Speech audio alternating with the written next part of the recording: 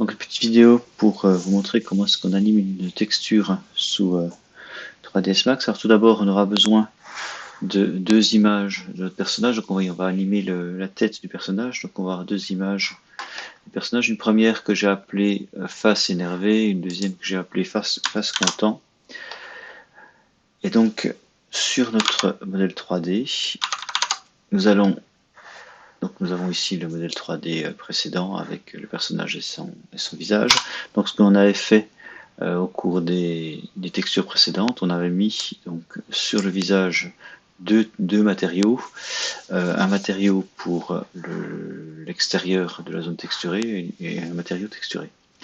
Donc ce qui se passe, donc là j'ai déjà préparé un petit peu ma scène, j'ai mis mon matériau content ici, donc là c'est texture content, voilà, hop, et puis ici c'est la face énervée. Donc, je sélectionne l'image, voilà, hop, face énervée, c'est celle-ci. Voilà. Et donc on avait relié aux paramètres diffus cette texture. Donc ce que l'on va faire maintenant, c'est qu'on va mettre un élément intermédiaire que l'on va pouvoir faire varier au cours du temps. Donc j'enlève ici le lien entre la texture et la couleur diffuse, et je vais ajouter Maps. Et dans ces paramètres, vous avez, dans ces différents outils, vous en avez un qui s'appelle Composite, qui permet de composer, de mélanger plusieurs textures. Donc là, on va faire avec 2, mais vous pouvez faire avec 3, 4, 5. Il suffit juste de changer après les coefficients que vous mettez sur chacune des textures. Donc tout d'abord, je vais remettre la texture initiale. Donc je relie le layer 1 ici à ma première texture, et je relie l'entrée à la couleur diffuse. Et là, je retrouve le même résultat qu'avant. Donc, ce qui se passe, c'est que j'ai en plus du précédemment ici un coefficient d'opacité. Si je le réduis, eh bien, on voit que je peux cacher partiellement, voire totalement, la texture. Donc, il suffira d'ajouter d'autres textures. Donc, je vais ici, à côté du nombre de couches, en rajouter une. Il me rajoute une nouvelle entrée. Donc, je peux mettre layer 2 ici, hop, une nouvelle entrée. Et là, bon, par défaut, il a mis opacité 100% sur la deuxième. Donc si je veux faire apparaître que la première, je mets 0% sur la deuxième. Voilà, comme ça. Et,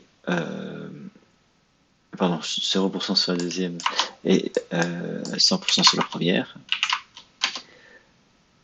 Voilà, et l'inverse si je veux passer. Donc pour faire une transition, eh bien, je vais venir placer mon curseur sur la frame qui va être la première à être modifiée. Je vais passer en clé auto, hop, ici, et je viens mettre pour chacune de mes images clés les valeurs que je veux faire apparaître. Donc imaginons ici que je mette mon 0, ici mon 100%. On voit que tout de suite, il apparaît un petit carré rouge à droite de mes zones de saisie. Ça me permet d'indiquer que j'ai bien enregistrer ma valeur. Je vais dépasser par exemple de 3 images, 4 images ici, mon curseur, et je vais changer, je vais inverser les valeurs. Je vais mettre 100% ici et 0% ici. Voilà. Et maintenant, on voit que mes valeurs changent lorsque je déplace mon curseur. Alors si je vais un peu plus doucement, on voit que ça fait une sorte de transition une transition par le flou. Voilà, il fait la somme des couleurs.